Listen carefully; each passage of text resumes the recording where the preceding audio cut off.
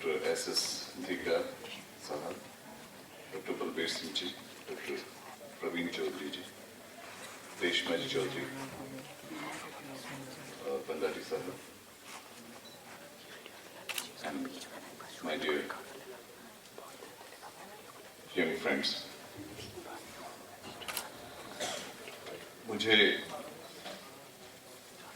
मेरे बारे में कुछ बहुत ज्यादा कह दिया गया है जिसके लायक मैं नहीं हूँ।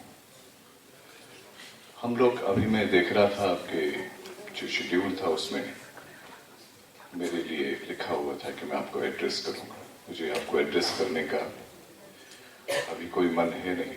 हम सिर्फ बातें करेंगे, आपस में बातें करेंगे, पर्सनैलिटी डेवलपमेंट की बातें करेंगे, कॉन्फिडेंस की बातें करेंगे, अच्छे भविष्य की किस तरह से बना सकते हैं, बातें करेंगे कि हम लोग खुश कैसे रह सकते हैं, बातें करेंगे कि जीवन हमारे लिए कितना अच्छा हो सकता है, हमने जो सपने संजोए हैं उनको हम कैसे पूरा कर सकते हैं, और क्यों न ऐसा समय आएगा जब जो कंफर्ट लेवल हमने आज यहाँ मेहनत करके सोचा हुआ है वह कंफर्ट लेवल हमारे कदमों में आएगा और हम उस फील्ड में सबसे ऊंचे जाएंगे जिस फील्ड के लिए हमने सोचा हुआ है या जो हमारी रुचि का फील्ड है।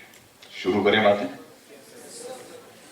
जहां आपको अच्छा लगे मुझे बताना भी कि बात अच्छी लगी, ठीक है?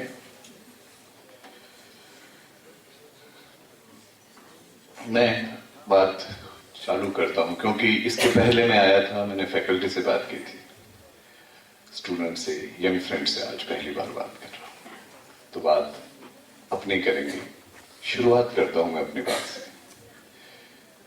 फ्रेंड्स, आप में से कई लोग कतई जरूरी नहीं कि जयपुर से रहे हों, पास के कस्बों से भी आए होंगे, गांव से भी आए होंगे, हो सकता है जयपुर से भी आए। बात अपने जयपुर आने से जो चालू करते हैं। मैं उस गांव से था जहां बहुत छोटा सा गांव, चित्तौड़ जिले में, जहां न बिजली थी न पानी था उस समय, और हमें पढ़ाया जाता था सिर्फ मेवाड़ी भाषा के अंदर। हिंदी हमें पढ़ाई भी नहीं जाती थी। छठी क्लास में अचानक अंग्रेजी भी चालू हो गई। हमें तो भाषाएं दूसरी मेवाड़ी ही पढ़ाई जाती थी मित्रों। हिंदी से तो कोई दूर दूर तक का वास्ता भी नहीं था और अंग्रेजी तो सवाल ही नहीं उठता। और उसके बाद में अचानक जयपुर आना हुआ। पिता यहाँ पढ़ते थे, पढ़ते पढ़ते हमें भी यहाँ बुला लिया, और जब यहाँ जयपुर आए तो उस वक्त उम्र रही होगी 10-1 वर्ष। तो यहाँ तो बिल्कुल ऐसा लगा कि जैसे झुंड से बिछड़ा हुआ एक बछड़ा गुम गया हो इस शहर में आकर के। बहुत अजीब सा लगा कि ये कहाँ आ गया मैं, जहाँ लोग हिंदी बोलते थे मित्रों, और ऐसा लगता था कि हिंदी बोलना कितने सम्मान की बात है, ये कोई भगवान के घर से उतरे हैं लोग हैं जो हिंदी बोल सकते हैं। और फिर कोशिश की मित्रों, अभी आपने सुना हिंदी के सर्वोच्च पुरस्कार अंतर्राष्ट्रीय पुरस्कार मिले, तो यदि हम कोशिश करें तो क्या नहीं हो सकता है मित्रों। जिस अंग्रेजी के बारे में ऐसा लगता था कि ये किस तरह से जुबान को मोड़ मोड़ के बोली जाने वाली भाषा है जिससे लगभग नफरत होती थी, उस अंग्रेजी में प्रेस कॉन्फ्रेंस में मुझे लंदन में संबोधित करना पड़ा। तो मित्रों, कहने का तात्पर्य यह है कि आप अपने आप को ग्रूम करेंगे तो जैसा चाहेंगे वैसा आप बन सकेंगे। हर मस्तिष्क में आप लोग एक धातु होती है, हर मस्तिष्क में आपका हर ब्रेन एक यूनिक ब्रेन है। आप बिल्कुल मत सोचिए कि आप में, सामने वाले में तो ज्यादा प्रतिभा और आप में कम है। ईश्वर ने कुछ न कुछ अधिक आपको दिया हुआ है जिसको आपको पहचानने की जरूरत है। हो सकता है कुछ चीज किसी के पास दूसरी धातु है, किसी के पास दूसरी धातु है। जिसका मस्तिष्क में लोहा है वह मशीनें बनाए, जिसके मस्तिष्क में सोना है वह जेवर बनाए, जिसके मस्तिष्क में एल्यूमिनियम है वह जहाज बनाए। अर्थात हर मस्तिष्क अपना अद्वितीय स्थान रखता है। इसीलिए मित्रों, प्रयत्न करो, आपको वह जरूर मिलेगा जो आपने सोचा हुआ है। चाणक्य ने कहा,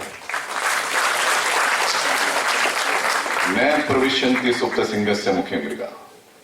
सोए शेर तो जंगल का राजा होता है ना, लेकिन उसके सोने पर अगर वो सोता रहता है तो हिरन अपने आप उसके मुंह में नहीं घुसता है। उसके लिए भी उसको प्रयत्न करना पड़ता है। तो प्रयत्न तो करके देखो एक बार, तो अब मैं अपनी बात वापस आता हूँ। जयपुर आने के बाद पहले तो ये रहा कि करें क्या करें, यहाँ तो समझ में कुछ आ नहीं रहा। खैर फिर लाल बत्ती की गाड़ी देखी। अब जैसे मैं ये बता रहा हूँ कि आप लोगों ने कोई सपना जरूर एक बांधा होगा, यहाँ आए तो सपना तो देखा ही होगा, तो उस सपने को पूरा कैसे किया जा सकता है।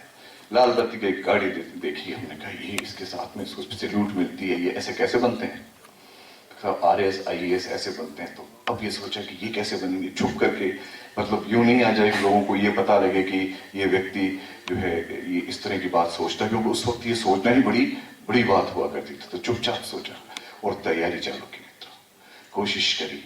फिर 10th के अंदर मेरिट में आए, फिर यूनिवर्सिटी में टॉप किया, और टॉप करने के बाद में अब लगा के RS की तैयारी करें। यूनिवर्सिटी के अंदर पढ़ रहे थे, अब पढ़ते पढ़ते लेकिन मन रहता था पतंगबाजी में मित्रों, मन रहता था फिल्में देखने में, फर्स्ट डे फर्स्ट शो देखने में मन रमा रहता था पूरी तरह से।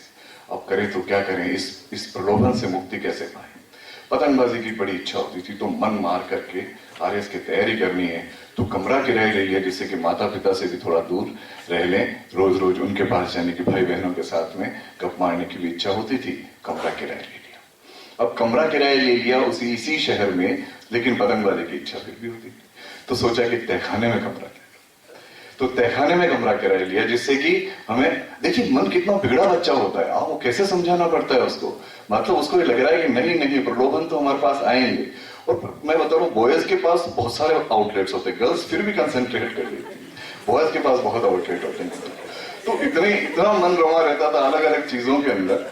तो अच्छा, फिल्म नया फर्स्ट डे फर्स्ट शो देखना, शुक्रवार तो मेरे लिए उत्सव का दिन होता, और इधर से पहला दिन 9 बजे का सुबह का शो रहता था, पढ़ना अलग जरूरी, 4 लाख स्टूडेंट बैठेंगे एग्जाम के अंदर, और सेलेक्ट होंगे सिर्फ 22 RS के लिए और 20-25 RPS के लिए, और बाकी ऐसे करके 100-150 सेलेक्ट होंगे, 4 लाख में से इतनों में आना।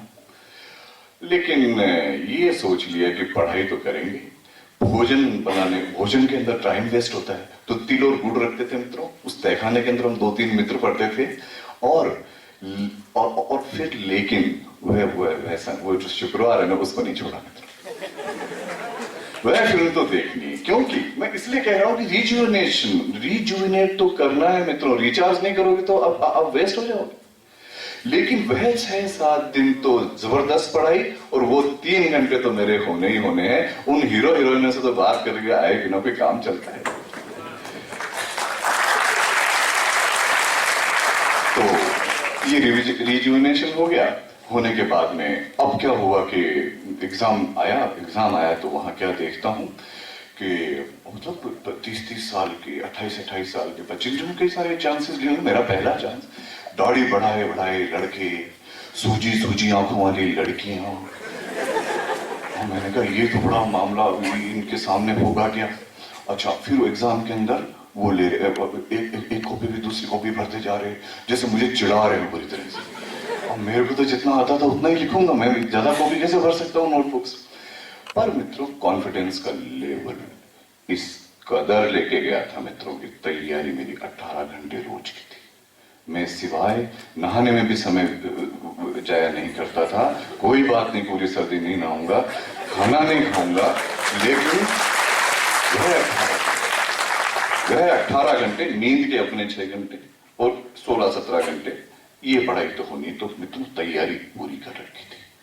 तो अब जब एग्जाम देने में गया, उनको देखा कि ये दाढ़ी वाले और ये सप्लीमेंट्री कॉपी भर रहे हैं, मुझे चिढ़ाने का पूरा उपक्रम कर रहे हैं, तो मैं एग्जाम देके बाहर आया और मैंने सोचा कि हे ईश्वर, ये जितने मेरे सेंटर के ऊपर एग्जाम देने आए हैं लोग, लड़के लड़कियां, इनके माता पिता को और इनको खुद को सदमा सहन करने की शक्ति दे, क्योंकि ये सारे फेल होंगे, अकेला मैं पास हूं।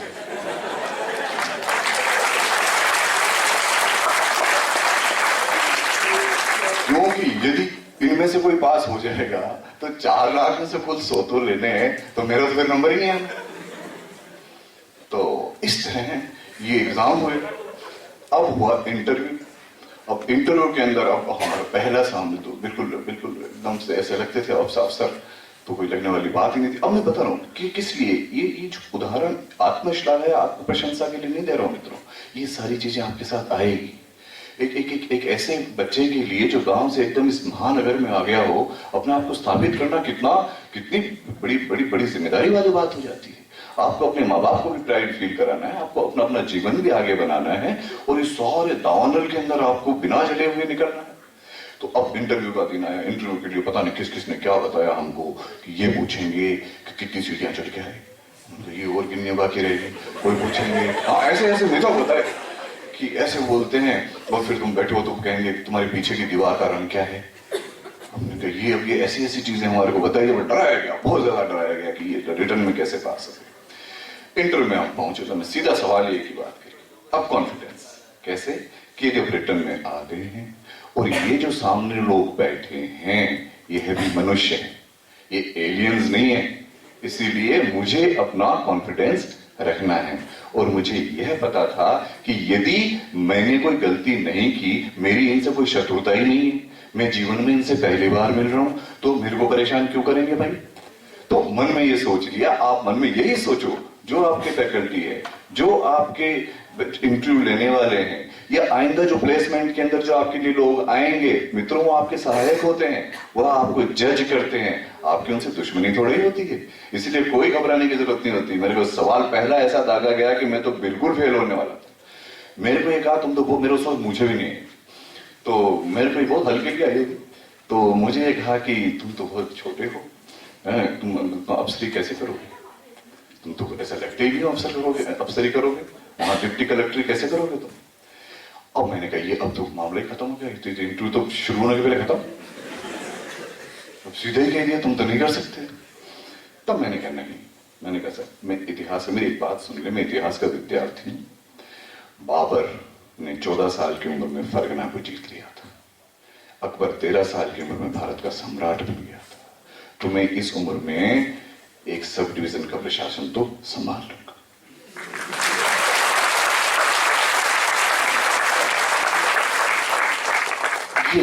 ये बात, अब वो मेरे दोस्त बन गए सारे, मेरे पांचों जो इंटरव्यू लेने वाले थे वो मेरे मित्र बन गए। मित्र कैसे कि मुझे एनकरेज किया कि मैं और कुछ ऐसा बोलूं जो उनको आनंद आए।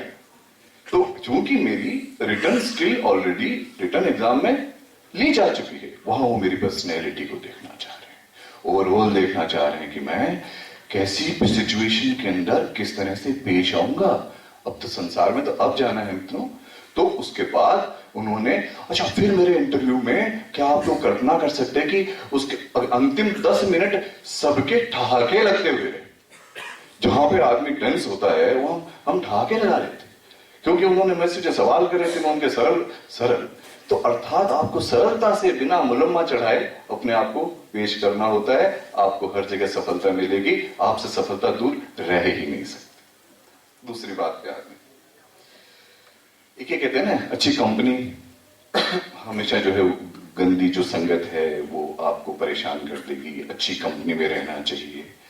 मित्रों कंपनी में तो अच्छी में रहना चाहिए, लेकिन साथ में यह भी देखना चाहिए कि बदमाशी किस लेवल पे कहां हो रही है, जो अदरवाइज आप उस बदमाशी से जूझ कैसे पाओगे।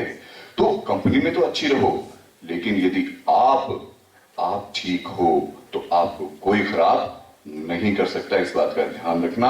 अगर आप नहीं चाहोगे तब तक आपको कोई बिगाड़ नहीं सकता है। एक दोहा आता है कि रहीम नर उत्तम प्रकृति का करी सकत कुसंग। रहीम कहते हैं कि जिनकी प्रकृति उत्तम होती है उनकी बैड कंपनी क्या बिगाड़ लेगी। और चंदन विश्व व्यापे नहीं लिपटे रहे तो भुजंग, चंदन के ऊपर तो सांप लिपटे रहते हैं लेकिन फिर भी उसके अंदर जहर नहीं आता बल्कि खुशबू ही आती है। यदि आप खुशबूदार हो मित्रों, कोई बैड कंपनी आपका कुछ भी नहीं बिगाड़ सकती। हालांकि ये बात कहना अजीब सी बात है, लेकिन यदि आप में मटीरियल है आपको कोई टिका नहीं सकता, आपका कोई बिगाड़ नहीं सकता, इस बात का आप ध्यान में रखना। लेकिन तनाव, एक ये चीज मैं देखता हूँ रोजमर्रा में, आप बड़ी टेंशन हो रही है, मेरे पास तो कोई समय नहीं है। अरे टेंशन किस बात की भाई, टेंशन तो हमारी चिर शत्रु है। तनाव को यदि हमने अंदर अपने रख लिया तो आप कुछ भी अच्छे से डिलीवर नहीं कर पाओगे। मैं पिछली बार भी बोला था, एक बार की बात है, एक राजा था। अपन बात कंटिन्यू कर सकते हैं ना? जब बोर हो रहा हो मेरे को बता देना, मैं तुरंत उस सीट पे बैठूंगा, ठीक है? एक राजा था, तो उसने ये कहा कि एक बकरी लाया, बकरी मंगवाई और ऐलान किया कि इस बकरी को रोज आधा किलो बादाम, आधा किलो काजू और 2 किलो चारा ये खिलाओ, और फिर भी 6 महीने तक इसको खिलाओ और 1 ग्राम बकरी का वजन बढ़ना नहीं चाहिए। ये चैलेंज जो एक्सेप्ट कर लेगा उसको 1 लाख रुपए का पुरस्कार दिया जाएगा। Can you imagine how it is possible? एक बकरी आधा किलो काजू, आधा किलो बादाम रोज खा रही है, चारा खा रही है, उसका 6 महीने तक वजन नहीं बढ़े, ऐसा कैसे हो सकता है? तो जिसने भी चैलेंज एक्सेप्ट किया वो नहीं कर पाया, लेकिन एक व्यक्ति, मित्रों आप जैसों में से एक व्यक्ति जिसको कॉन्फिडेंस था कि मैं कर सकता हूं, उसने उस बकरी को लिया, रोज महाराजा के सामने वो उसको खिलाता चारा और वो काजू वगैरह, उसको ले जाता, रोज महाराजा अपने सामने खिलवाता। 6 महीने बाद उस बकरी को तोला तो उसका वजन 1 ग्राम भी नहीं बढ़ा था। तब राजा को बड़ी टेंशन हुई, लाख रुपए तो उसको दिए, उसने कहा ये क्या हुआ, ये तूने किया कैसे? बोला साहब कुछ नहीं किया, मैं तो जो ही आप इसको भोजन करवाते थे मैं इसको शेर के पिंजरे के पास ले जाके बांध देता था, ऐसा खाया पिया सारा निकल जाता, 1 मिनट इतना टेंशन में रहती थी सारे, ये इतना टेंशन में रहती थी इसका वजन बढ़ेगा तो कहां से बढ़ेगा।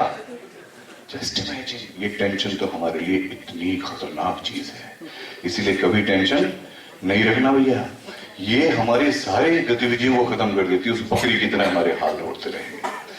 दूसरी बात यह है कि हमें टेंशन देने की कोशिश करेंगे, हर व्यक्ति ये चाहेगा कि आप कैसे दुखी रहो, चाहे आपका आसपास का हो, चाहे रिश्तेदारी का हो, चाहे कोई हो, हर व्यक्ति ये प्रयत्न करेगा कि आप किस प्रकार से दुखी रह सकते हैं। और यदि आप दुखी रह गए तो आपने तो उसका काम कर दिया ना, तो क्या आप उसकी नौकरी कर रहे हो? क्योंकि वो तो ये चाहता है कि आप टेंशन में आओ। आप ये कोशिश करो कि मेरे को ये टेंशन में आना ही नहीं है, तो वो भूत है वो किसी और के लगेगा, फिर वो आपको छोड़ जाएगा और आप जो है वो अपना सहज सरल भाव से अपना जीवन जीजिए। किस बारे में, किस बात की टेंशन? लेकिन अब आप ये सोचोगे कि मैं कहने में कितना अजीब सा लग रहा है, टेंशन भुगतोगे जब जानोगे। खुद गाड़ियों में घूमते हो, मजे कर रहे हो जीवन में, इसलिए आपको ये सूझ रहा है कि टेंशन टेंशन कैसे हो सकता है? मित्रों हो सकता है। कैसे? जो ही किसी ने टेंशन आपको दिया, उस पात्र को ढूंढो जिसके ऊपर आप उसको ट्रांसफर कर सकते हो। सिंपल, अपने पास रखना ही नहीं है। ये रेत है, हम रेगिस्तान के लोग हैं भाई, रेत की तरह हमारे को उस टेंशन पर वो आपको व्यक्ति को ढूंढना कायदे का पड़ेगा, यूं नहीं कि वो आपको अभी टेंशन दे। तो अब जिससे आ रहा है और जिधर जा रहा है, जैसे मैं बताऊं आपको एक प्रोजेक्ट तैयार करना है, आपके पास में टेंशन दे दिया है कि आपको इतनी तारीख तक प्रोजेक्ट सबमिट करना है। अब आपके तो आ गया टेंशन, अब आपको ये देखना पड़ेगा कि यदि मेरे से नहीं हो पा रहा है तो मैं किस प्रकार से किसकी सहायता लेकर के इसको काम को खत्म कर सकता हूं। मुझे इसने डांट दिया तो मैं किसी तरह से मैं कैसे करके और इस डांट से या तो मैं सीख ले लूं या फिर मैं आगे किसको इसको ट्रांसफर कर सकता हूं। मेरे एक बॉस थे, वो हमेशा सुबह आते ही झगड़ा करते थे पूरी तरह से और सारे स्टाफ को डांटते थे, पता नहीं उनको क्या क्या था। अब मुझे पता था कि मेरे ऊपर मुझे भी डांटेंगे, तो अब मेरे को तो अपनी डांट से बचना था, वो बिना बात डांटते थे। तो मैं गया, मैंने कहा क्या तरकीब करूं, तो रोज ही डांटते हैं वो पूरी तरह से, हर व्यक्ति को डांटते हैं। होता है किसी किसी का स्वभाव होता है, और स्वभाव जो है मित्रों, स्वभाव कभी नहीं जाता है, इस बात का ध्यान रखना। जिस व्यक्ति का स्वभाव सेट हो गया है, 30 साल की उम्र में स्वभाव सेट हो जाता है हमारा, उसके बाद में कोई तो सरल कहलाएगा, कोई गुस्सेल कहलाएगा, कोई चिड़चिड़ा कहलाएगा, कोई क्या कहलाएगा, होता है ना मित्रों। तो वो जो स्वभाव सेट हो गया उसके अंदर हम चेंज नहीं कर सकते हैं, और जिसमें मैन्युफैक्चरिंग डिफेक्ट है उसको तो कभी ठीक करने की कोशिश मत करना, वो ठीक हो ही नहीं सकता है। उसके अंदर अगर आप कोशिश करोगे ना तो अपनी एनर्जी वेस्ट करोगे। इसके ऊपर मैं क्या बता रहा हूं मैन्युफैक्चरिंग डिफेक्ट वाले की। क्या हुआ कि एक गांव के अंदर एक सेठ जी थे, तो उनकी ये आदत थी कि वो मैन्युफैक्चरिंग डिफेक्ट था, मतलब किसी को तमीज से बेचारे कोई ढंग से रह ले, अपना जीवन यापन कर ले, वो उनको बिल्कुल बर्दाश्त नहीं होता था। तो गांव के बिल्कुल मुहाने में उनकी हवेली थी। अब कोई भी गांव में आता तो उन्होंने एक नौकर खड़ा किया हुआ था कि कोई भी आवा उसको इधर लेके आ मेरे पास में, साहब चाय पीने के लिए बुला रहे हैं आपको सेठ जी। और वो जो ही आता है तो हाँ साहब कैसे आए आप तो गाँव में? साहब हम तो आगंतुक कह रहे साहब, वो फलाने मोहनलाल जी हैं, उनकी बच्ची का संबंध हमारे लड़के के साथ करने आए हैं। अरे मोहनलाल जी, साहब क्या बढ़िया आदमी है, 1000 घरों में एक घर मोहनलाल जी का, बच्ची तो ओ देखो आप ऐसी रूपवती बच्ची है, बस वो पिछले साल रिक्शा वाले के साथ भाग गई थी, लेकिन 7 दिन में वापिस आ गई और बहुत बढ़िया बहुत बढ़िया। अब बताओ उसके बाद कोई करेगा वहां संबंध? वो चला जाता वापिस, फिर कोई और आता, हाँ सर बोलो आप, फिर उनको चाय पिलाने तो बोलो था, बोले साहब वो हमारी बच्ची है और गांव के अंदर फलाने मोहनलाल जी का बच्चा है, सुना है डॉक्टरी करी है, तो हम संबंध करना चाहते हैं। बोला अरे साहब लड़का तो ऐसा है, देखो जैसे हीरो का हीरो ही है साहब, ओहो और क्या संस्कारी बच्चा है, बस दारू पी करके जब जुआ खेलने में हार जाता है ना साहब तो वो ठोकता, बाकी इसमें कोई ये नहीं है साहब, बहुत ही बढ़िया बच्चा है।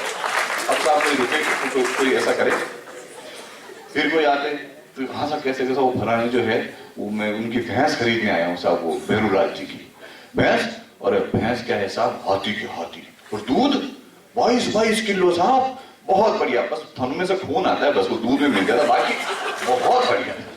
अब आप सोचो वो इतना मतलब मैन्युफैक्चरिंग डिफेक्ट उसका कोई ठीक ही नहीं कर सकता। अब मैं ऐसे व्यक्ति इसलिए ये उदाहरण दे रहा हूं कि ऐसे व्यक्ति आपके आसपास होंगे, उसके ऊपर आप मेहनत मत करना, वो अपने पढ़ाई में आप रुचि रखो। अब क्या हुआ कि एक दिन उनको ऐसा लगा कि वो निमोनिया हो गया, उनको सेठ जी को निमोनिया होने के बाद में उनको लगा आज वो मर जाएंगे, तो उन्होंने अपने बच्चों को बुलाया, कहा कि भाई देखो मैं प्रायश्चित करना चाहता हूं, मैं ये सोचता हूं कि मैंने जिंदगी भर लोगों का बुरा किया है, अब मेरे को ईश्वर की तरफ से ये आया है कि प्रायश्चित करो।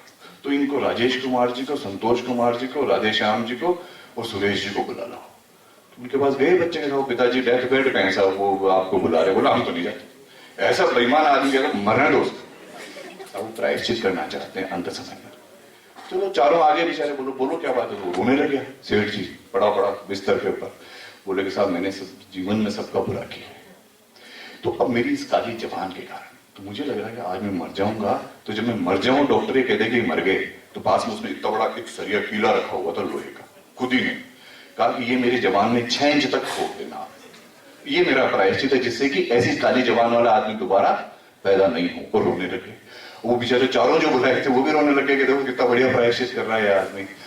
ठीक है, अब वो रात को मर गया, गंगा जल से प्रायश्चित करवाना था, दूसरे दिन वो आए, उसके कीला ठोकने की रस्म कर दिया। उसने ये और कह दिया था कि साहब लेकिन मेरे को इसी शमशान में जलाना मत, क्योंकि मैं इतना बुरा आदमी हूं, यहाँ शमशान में जल के भूत बन के आपको परेशान करूंगा। तो 20 किलोमीटर दूर जो गांव है ना, वहां शमशान में जलाना, उस गांव वालों को पता मत होने देना, क्योंकि सारे लोग नफरत करते हैं मेरे से। तो आप सुबह मेरे कीला ठोक के 6 इंच मेरे जबान पे और मेरे को एक बैलगाड़ी में डाल के उसके ऊपर गुदड़ी लपेट देना, जिससे कि लोगों को पता नहीं लगे कि आप मेरे को लेके जा रहे हो, और मेरे को वहां चले जाना और मेरे को जला देना। ठीक है सर, क्या बढ़िया प्रायश्चित किया उसने। और वो मर गया, दूसरे दिन उन्हें कीला ठोका, उसको ले जा रहे थे, 8 किलोमीटर गए होंगे मित्रों, पुलिस आ गई, क्या है इसमें, तुम्हें कुछ नहीं है, बोलो नहीं उठो, बोलो हाँ क्या, बोलो रात को हमको एक आदमी ने फोन किया था कि सुबह एक आया में 4 जो लोग जाएंगे, राजेश कुमार फलाना ढीकड़ा फुकड़ा, उन्होंने कीला ठोक करके मर्डर किया हुआ है किसी को, वो जाते जाते भी उनको फंसा के गया, खुद ने फोन किया पुलिस। सोचो आप, इसीलिए जिसमें मैन्युफैक्चरिंग डिफेक्ट हो, अपने को उसके ऊपर मेहनत करने की कोई आवश्यकता नहीं।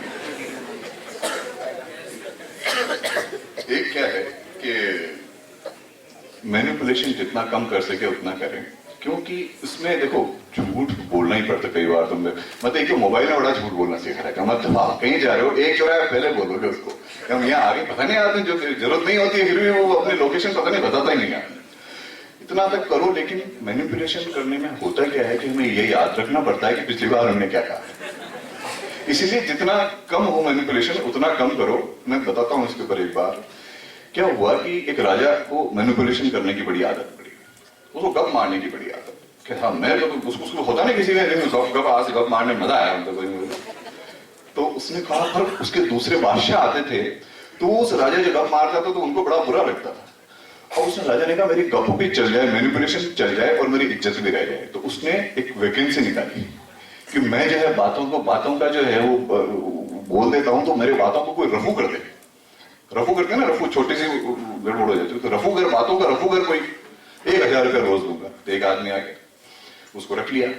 अब तुरान का बादशाह आया, तो उस बादशाह ने, उस राजा ने उसके सामने गप मारी कि साहब मेरे जो है कि राज्य के अंदर में वहां महल जा रहा था तो आसमान में कुत्ते भौंक रहे थे।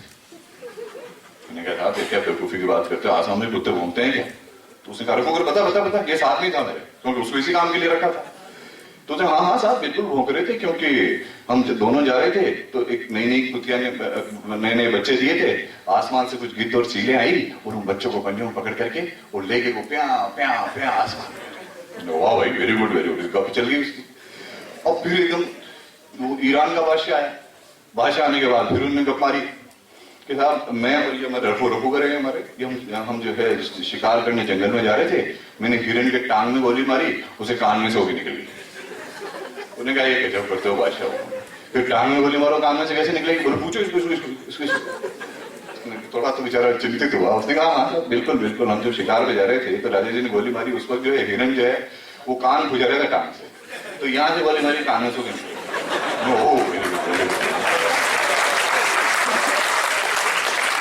अब साहब फिर कोई खलीफा आए, उनके सामने उसने कहा ये मेरे रफूगर जी, खलीफा साहब नमस्कार, ये मेरे रफूगर मेरा दोस्त है और हम जा रहे थे जंगल में तो मैंने 100 फुट लंबा शेर मारा।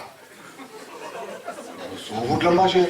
100 फुट लंबा शेर भी होता है भाई, आप क्यों कब मार रहे हो? बोलिए था मेरे साथ में रफूगर खड़ा हुआ, साहब ऐसा है मेरे को रफू करने के लिए रखा कि पैबंद लगाने के लिए रखा है, तो सोच समझ के गप्पे मारो है, तो 100 फुट लंबा तो शेर होता है क्या? मैं चल दिया वो चल दिया। अर्थात मैनिपुलेशन उतनी ही करो जितनी चल जाए, उसके अलावा पोल खुलती है ना तो जो बेइज्जती होती है ना, ऐसे वो जो जला हुआ मालपुआ देखा है ना, वैसा मुंडक मुंह हो जाता है अपना। इसीलिए अपने ऐसा काम नहीं करना। एक मैं पिछली बार बता रहा था, fall in love with yourself. पड़ोस में लव में पढ़ते हो नहीं, ये मुझसे बहुत ज्यादा सरोकार इस बात का नहीं है, लेकिन fall in love with yourself, अपने आप से प्यार करने लगो मित्रों। और उस प्यार में क्या होता है कि आप कुछ लिखना चालू करोगे, कुछ ऑब्जर्व करना चालू करोगे, अपने आप को निहारना चालू करोगे, अपनी पर्सनैलिटी को डेवलप करोगे। जब कोई अपने प्यार में पड़ जाता है तो उसको सेंस ऑफ ड्रेसिंग भी आ जाती है, उसको यह भी आ जाता है कि मुझे बोलना क्या है। जैसे आजकल कई बार मैं देखता हूँ तू तड़ाके से बात करने लग जाते, अरे आदर से बोलिए ना, वचन एक आध दरिद्रता, वचन में किस बात की दरिद्रता, अच्छे से बोलो एक दूसरे से। तो अपने प्यार में पढ़ो मित्र, और अपने प्यार में भी इसलिए पढ़ो क्योंकि हम जानवरों की जैसे क्या एक भाव नहीं रखते हैं, या तो हिंस भाव होता है जानवर में, या बेचारगी का भाव होता है। अरे हमें तो ईश्वर ने मुस्कुराने की शक्ति दी है, खुश रहते हैं हम, इसीलिए अपने प्यार में पढ़ के खुश रहना सीखो। मैं पिछली बार बता रहा था, मैं जंगल में जाता हूँ अक्सर। मित्रों कल्पना करो, कोई भी जानवर, हिरन पानी पीता है ना तो 25 बार इधर उधर देखता है कि कोई उसको खा न जाए, और हम फ्रिज में से पानी पी लेते हैं, मटके में से पानी पी लेते हैं, हमें कोई खाता ही नहीं। क्या ईश्वर की कृपा है। हम 8 घंटे नींद ले लेते हैं मित्रों, बिस्तर के ऊपर, कवर्ड छत के नीचे। जंगल में कोई जानवर 8 घंटे नींद ले सकता है मित्रों, हमें कोई मारता ही नहीं। हम खाना खाते हैं मित्रों डाइनिंग टेबल पे या जमीन पे बैठ करके, हमें हमारा कोई खाना ही नहीं छीन रहा है। बताओ, मनुष्य के अलावा कोई ऐसा जानवर है जो इतना तसल्ली के साथ भोजन कर सकता है और जिसमें हम खुश नहीं रहते हैं। ईश्वर ने हमारे को कितना शानदार बनाया है, जीव बनाया है, हमारे अंदर भावनाएं, हम प्यार कर सकते हैं। एक उदाहरण मुझे बता दो कि कोई पक्षी अपने घोंसले से दोबारा वापस उस घोंसले में आया हो एक बार निकलने के बाद, और हमारी माँ हमारी रोज प्रतीक्षा करती है कि हम कब आएंगे, या बच्चा कब आएगा गांव, या बच्चा कब आएगा यूनिवर्सिटी या स्कूल से। कितनी शानदार बात है। इसीलिए अपने मनुष्य से खुश होइए। और ये माँ बाप, ये तो कमाल की चीज होती है। माँ बाप का एक उदाहरण मैं दे रहा हूं आपको। माँ अपने बच्चों के प्रति कितनी सुरक्षा से भरी हुई होती है, आप कल्पना नहीं कर सकते। इसीलिए सदैव सम्मान करना चाहिए, पर ये कोई प्रवचन वाली बात नहीं है। मत ये अंदर से आएगा। क्या हुआ कि एक लेडी गई डॉक्टर के पास और उसने कहा कि डॉक्टर साहब, मेरा बेटा जो है वो बिस्तर में अक्सर सुसु कर देता है। तो डॉक्टर ने कहा इसमें कोई खास बात नहीं है, ये मामूली बात है माता जी, ये ऐसी कोई दिक्कत वाली बात नहीं है। बोले साहब आप समझेंगे मेरी बात, वापिस सुनो, मेरा बच्चा अक्सर बिस्तर में सुसु कर देता है। तो उसने कहा ये मामूली बात है माता जी। बोले साहब डॉक्टर साहब, मैं तो इसको मामूली समझती हूँ, पर उसकी वाइफ ऐसा नहीं समझती।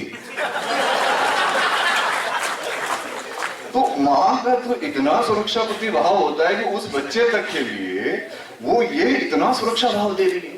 इसलिए माता पिता के लिए तो जो भाव हमारे होने चाहिए, मैं आपको बताऊं, मुझे एक दिन फोन आता है कि आप क्या कर रहे हो, तो मैंने कहा मैं सांस ले रहा हूं। तो मुझे सामने वाला कहता सांस लेना भी कोई काम हुआ? मैंने कहा क्यों? उस शरीर है नहीं हमारा, जिस जो हमारे सांस लेकर के फेफड़ों तक हमारी हवा ऑक्सीजन ले जा रहा है, वो ऑक्सीजन से सीधे कोशिकाओं, और वो कोशिकाओं तक पहुंच रही है और हमें सड़ने से बचा रही है, हमें जीवित रख रही है। वो हमें महसूस नहीं कराती है कि वो इतना जबरदस्त काम हर मिनट, 1 मिनट में। आप लोग सभी सांस काफी अरसे से ले रहे होंगे ना, मैं बताऊं, मैंने कुछ दिनों पहले ही पूछा एक व्यक्ति से कि आप 1 मिनट में मैंने उसको पूछा सांस कब से ले रहे हो, इसमें क्या बात, मैं जन्म से ही ले रहा हूँ। मैं तो खुद के बारे में सवाल पूछ रहा हूँ, 1 मिनट में कितनी बार लेते होंगे सांस, ये भी कोई सवाल हो? मैंने कहा तो आपके लिए पूछा, खुद के लिए। बोलो मैं शायद 60-70 बार। मैंने कहा 70 बार अल्सेशन लेता है, आप 14 बार लेते हो केवल 1 मिनट में, और दोनों खुद के बारे में जानकारी नहीं रहती। तो मुझे जब उन्होंने कहा कि आप सांस, तो मैंने कहा ये हमारा शरीर हमें महसूस नहीं करवाता है, इसीलिए हमें इसका महत्व पता नहीं है। हृदय हमारा जो 72 बार धड़कता है, पूरी जिंदगी धड़कता है, हमें जीवन देता है, हम इसका महत्व नहीं समझते हैं। क्यों? क्योंकि वो हमें इसका महत्व बताता ही नहीं है, वो डिफॉल्ट में ही चल रहा है। इसी तरह माता पिता हमें कभी नहीं एहसास कराते हैं कि हमारे ऊपर कितने एहसान कर रहे हैं, और हम उनका महत्व नहीं समझते। जो हमारे जीवन में नहीं होते ना मित्रों, तब पता लगता है उनकी। इसीलिए सदैव उनके पास में जब आप जाओ आधा घंटा जरूर बैठो। और दूसरी एक आपको मैं सलाह दूंगा, ये होगी कि बच्चों के साथ भी कभी समय बिताओ। बच्चे 10 साल से कम की उम्र के होने चाहिए। 12-15 मिनट आपके पास जो आपको मजेदार चीजें मिलेगी कहीं से नहीं मिल सकती, और वो आपको ऊर्जा देगी। मेरे बेटे ने मेरे साथ बहुत पूरी बिताई। मैं क्या, एक ट्रांसपोर्ट डिपार्टमेंट में एक बार मैं हेड ऑफ द डिपार्टमेंट होता है ना, तो उनको क्या बैंक के अंदर स्पेसिमेन सिग्नेचर करने पड़ते हैं कागज के ऊपर। मैं कभी फाइल घर पे नहीं लाता, लेकिन उस दिन वो कागज घर पे आ गया। 3 दस्तखत मैंने किए हुए थे बैंक वाले। मेरा बेटा अचानक मेरे को पूछता है, पापा आपकी इतनी बेइज्जती होती है, उसके बावजूद नौकरी क्यों करते हो? मेरी काम की बेइज्जती होती है भाई, मैं तो राज्य मंत्री स्तर की सुविधाएं भोगता हूँ। बोल नहीं मेरे को पता है, आप बताते नहीं हो, आपकी यू आर ग्रेट पापा, आप बताते नहीं, आपकी इतनी बेइज्जती होती है। मैंने कहा मेरी क्यों बेइज्जती होती है, ऐसा क्यों लगा? बोले मैंने एक कागज देखा, उस पर लिखा है 3 जगह आपने लिखा है नमूने के हस्ताक्षर के नीचे खुद के दस्तखत कर रखे हैं। बताओ,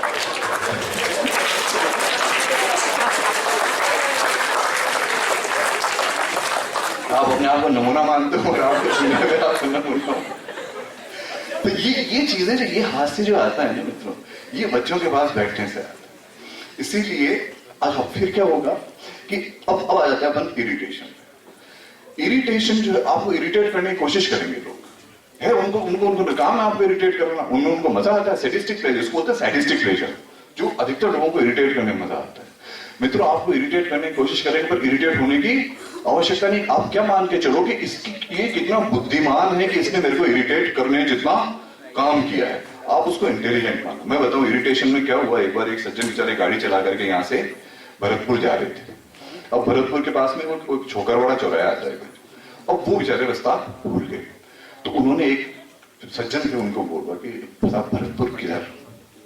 तो उनका भरतपुर, बीड़ी है, सिगरेट निकाल का, भरतपुर माचिस है, मोए ना मालूम। उस व्यक्ति ने इरिटेट करने की कोशिश की, बट अगर आप उसका मजा ले रहे हो तो आप ये सोचोगे कि देखो इस गांव के व्यक्ति ने मेरे को कैसा बनाया, उसके इंटेलिजेंस को दाद दोगे और मुस्कुराओगे। लेकिन अगर आप परेशान होना चाहो तो परेशान भी हो सकते हो। इसीलिए जो इरिटेट करता है ना, आप मुस्कुराओ कि यार मजा कर दिया इस आदमी ने इसे।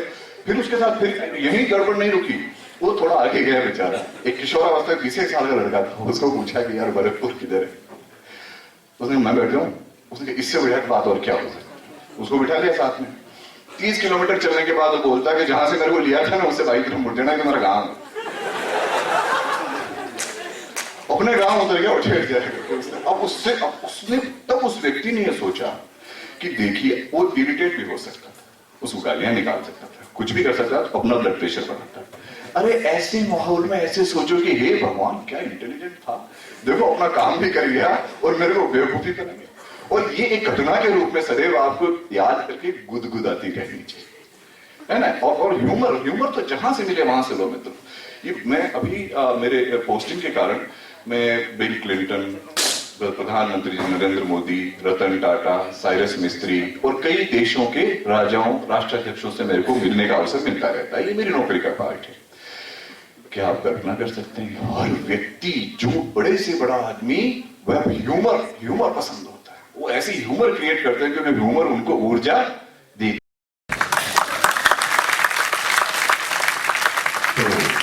है। इसीलिए जो सहज हास्य है ना, लेकिन ऐसा नहीं किसी के ऊपर जातिगत कटाक्ष करके आप कोई हास्य पैदा करो या किसी परिवार पे करो या ना, सरल हास्य। वो सरल हास्य आपको ऊर्जा प्रदान करेगा। मैं एक उदाहरण दूं आपको कि कैसे सरल हास्य पैदा होता है। मैं सबसे पहले पुलिस में मेरी पोस्टिंग हुई थी, तो मेरे पास एक सिपाही था, उसकी जो बनियान है ना, वर्दी से हमेशा इतनी बाहर निकली रहती, तो बुरा भी लगता है, करो क्या, वो मानता ही नहीं था। तो अब कई दिन तो मैंने देखे, फिर एक दिन मैंने उसको बुलाया, मैंने कहा हाँ मैंने कहा ये बनियान तेरी वर्दी से बाहर कैसे निकल रही है? तो उसने मेरी तरफ ऐसे देखा जैसे मेरे से महामूर्ख कोई व्यक्ति नहीं है, मैं पैसे लेकर के सेलेक्ट हो गया है। उसने कहा वापस पूछना तो। मैंने कहा ये तेरी जो बनियान है ना, ये वर्दी से बाहर कैसे निकल रही है? बोले साहब ये वर्दी से लंबी है ना, इसीलिए।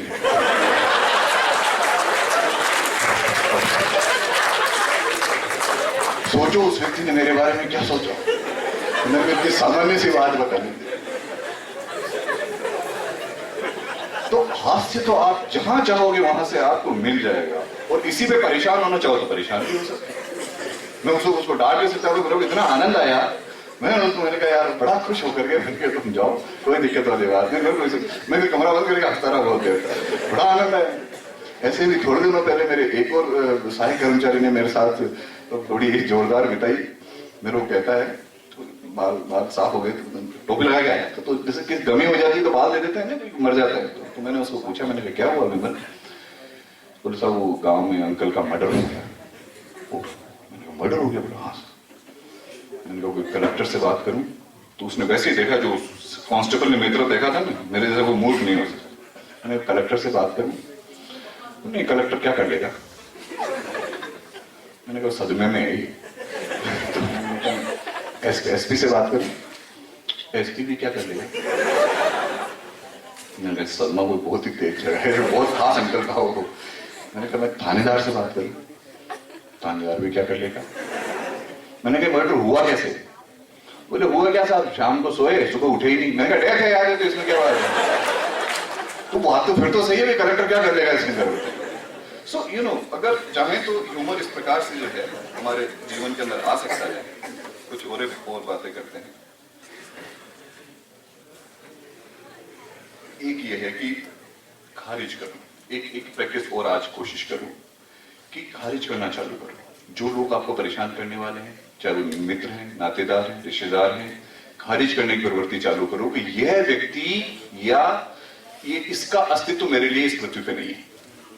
मुश्किल आएगी इसमें, लेकिन वो क्या है, फिर आपको न तो तनाव देगा और न आपको परेशानी देगा। आप लोगों को खारिज करने की एक प्रैक्टिस चालू कर दीजिए। और जो आपने सोचा है उसको कृपया करें। जो लक्ष्य आपने अपना निर्धारित किया है उसको पूरा करने की तरफ जाएं, क्योंकि वह आपको मिलेगा ही मिलेगा। आपको शायद पता है या नहीं, मेरा इंजीनियरिंग से कोई लेना देना नहीं रहा मित्रों, लेकिन मेरे 4 पेटेंट फाइल कराए हुए मेरे नाम से, जस्ट इमेजिन।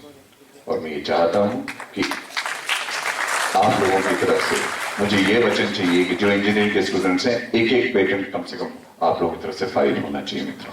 R&D के अंदर ये काम तो करो, तब मेरा यहाँ आने का मेरा जो है ना उद्देश्य पूरा होगा कि इंजीनियरिंग का हर स्टूडेंट अपने नाम पे एक पेटेंट रखे। कैसे पेटेंट होता है, कैसे नहीं होता है, मेरा ईमेल एड्रेस आपके यहाँ पे है, आप मुझसे सारी जानकारी ले सकते हैं। मेरा फोन नंबर आप ले सकते हैं 9414054545 9414054545। कैसे पेटेंट होगा, कैसे नहीं होगा, 4 चीजें मेरी पेटेंट हुई है, जिनका डेमोन्स्ट्रेशन कराया है। मेरा साइंस से कोई लेन देना नहीं, लेकिन रुचि की बात है। आप भी जो चाहें कर सकते हैं और जीवन के अंदर चाहे बन सकते हैं। और हमेशा याद रखें, कहो आंधियों से आए, कहो बर्फ कहते हैं आसमानी बिजली, कहो आंधियों से आए, कहो बर्फ से जलाए, ये रहा मेरा नशेमन, कोई आंख तो उठाए, ये रहा मेरा।